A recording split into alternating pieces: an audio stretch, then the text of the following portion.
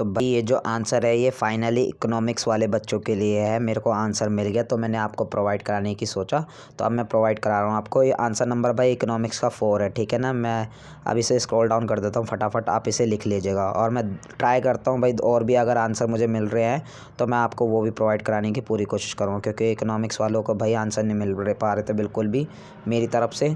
अब बाकी मुझे ये आंसर मिला तो मैंने आपको प्रोवाइड कराने की पूरी कोशिश करी। अभी देखता हूँ मैं और आंसर मिलता है तो मैं आपको प्रोवाइड करा दूँगा, ठीक है ना।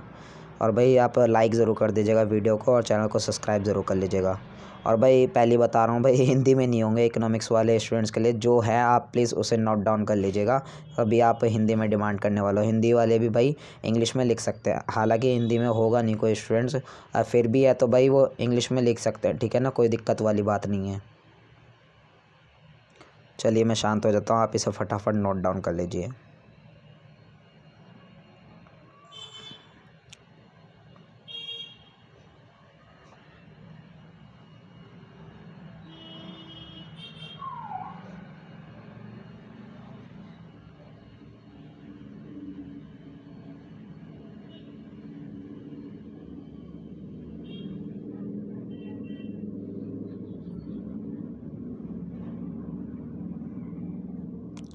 तो भाई आपका जो आंसर है यहाँ पे इकोनॉमिक्स का आंसर नंबर 4 यहाँ पे फिनिश होता है, आप नोट डाउन कर लीजिएगा। मैं देखता हूँ आपके लिए और आंसर मिलता है तो मैं आपको प्रोवाइड कराऊँगा।